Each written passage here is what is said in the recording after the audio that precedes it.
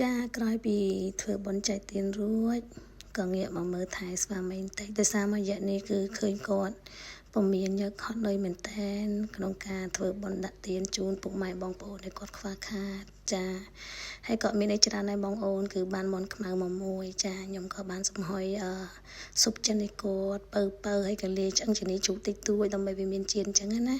ហើយខ្ញុំចំហុយនេះគឺខ្ញុំចំហុយ2ម៉ោងណាបងអូនចំហុយ2ម៉ោងចាហើយ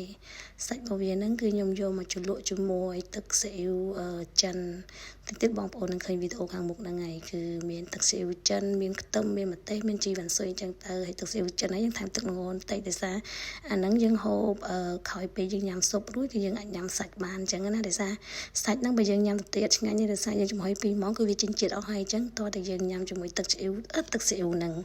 បានវាចូលជាតិគ្នាអញ្ចឹងណាចាហើយលើស៊ុបយើងបានស្អិនហើយក៏ធ្វើការរៀបចំ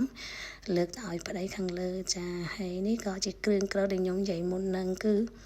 តំណងមែនតើប្តីខ្ញុំគាត់ចូលចិត្តខ្លាំងណាគាត់ចូលចិត្តគ្រឿងនឹងជាងគេមកអស់ហើយបងប្អូនស្ដាប់វីដេអូដែលខ្ញុំធ្វើរួចហើយមានអារម្មណ៍មួយថា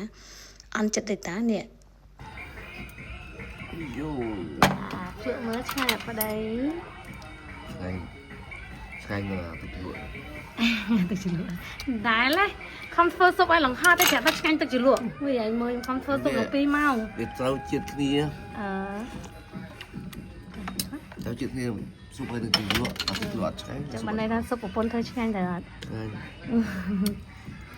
ចាជាកែខ្លួនតន់កុំអីលេងបានញ៉ាំស៊ុបទៀតហើយ